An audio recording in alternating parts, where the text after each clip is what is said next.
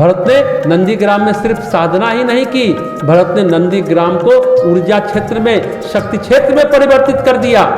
जैसे thermal power का house होता है, उसे दूर दूर तक बिजली जाती है। भरत जी ने जो तप की ऊर्जा का केंद्र नंदीग्राम को बनाया, अयोध्या में पूरे 14 वर्ष बिजली की कमी नहीं होने दी, किसी के मन को अंधकारित होने नहीं दिया।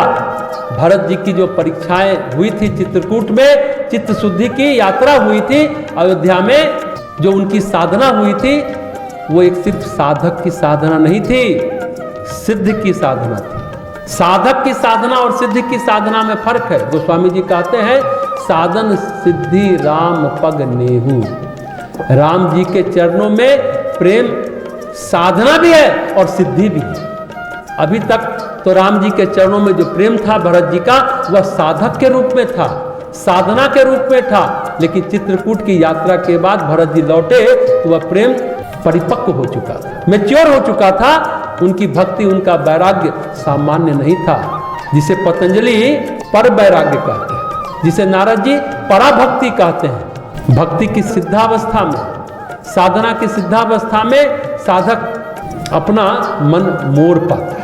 उस अवस्था में मन को मोड़ पाता है साधक, पर दूसरे के मन को नहीं मोड़ सकता, लेकिन सिद्ध मोड़ सकता है। साधक नहीं मोड़ सकता दूसरे के मन को, लेकिन सिद्ध दूसरे के मन को भी मोड़ सकता है। भरत जी जो नंदीग्राम अयोध्या में बैठे हैं, वो साधक तक सीमित नहीं है, वो सिद्ध भरत है।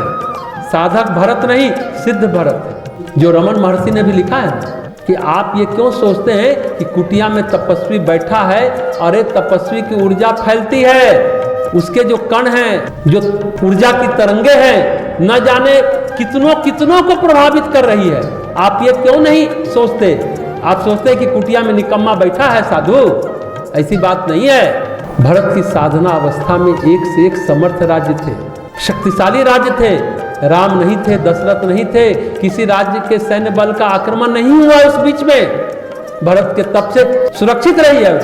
और आश्चर्य की बात आप लोग को मालूम होना चाहिए, 14 वर्ष तक किसी अयोध्यावासी को संतान भी नहीं हुआ, क्योंकि भरत ने जन जन के मन में राम बिठा दिया था। सबसे तप कराया, सिद्ध करा सकता है, दूसरे के मन को भी मोड़ सकता है। तपश्चर्या का जो कह सकते हैं अयोध्या में क्रम चला, उसको भरत जी ने विनिर्मित किया। ये सिद्धि की तपस्या थी, साधक की तपस्या नहीं थी।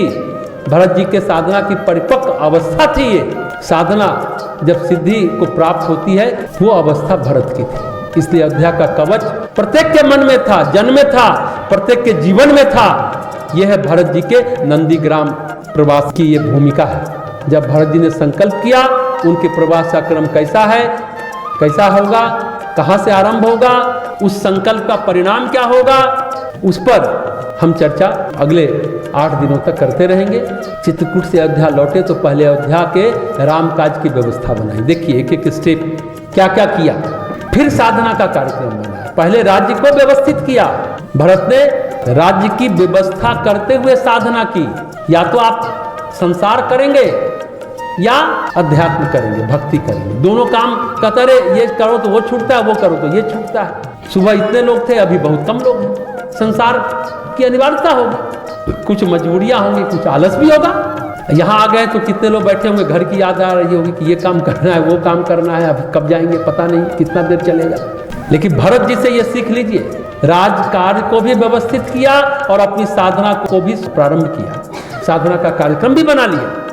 भरत जी ने राज्य की व्यवस्था करते हुए साधना की है। भरत जी के लिए अयोध्या का कार्य राम काज भी हो गया। अयोध्या का जो शासन था वो राम काज के रूप में था। इस रूप में सोचे कि संसार को भी हम भगवान का बगीचा मानते हैं, भगवान की बनाई दुनिया है, संसार में जो काम कर रहे हैं वो भगवान का काम कर रहे हैं। देखिए आपसे गलती से भी गलती नहीं होगा, आप गलती से गलत काम नहीं कर पाएंगे। यही तो फर्क है, काम वही है लेकिन फर्क बहुत जमीन आसमान का। जो राम काज समझ करके अयोध्या का राज्य चला गया, ये राम का काम है। उन्होंने सबसे कहा, जब राम जी आए तो अयोध्या की समृद्धि, अयोध्या का शासन, अयोध्या की व्यवस्था, अयोध्या की सुरक्षा किसी भी ढंग से कम नहीं होनी चाहिए, क्योंकि ये राम का राज्य है। भरत क्या करे, चक्रवर्ती महाराज दशरथ का राज्य नहीं है, ये राम का राज्य है। भरत तो कभी राजा थे ही नहीं, बने ही नहीं। भरत जी केवल राम जी की प्रतीक्षा नंदीग्राम में ही नहीं कर रहे हैं, राम जी का कार्य करते हुए राम की प्रतीक्षा कर रहे हैं। इस दृष्टि से देखें तो भरत की साधना अतुलनीय है। केवल साधना नहीं है, साथ में प्रभु का कार्य भी है। सबने भरत जी का व्यवहार देखा।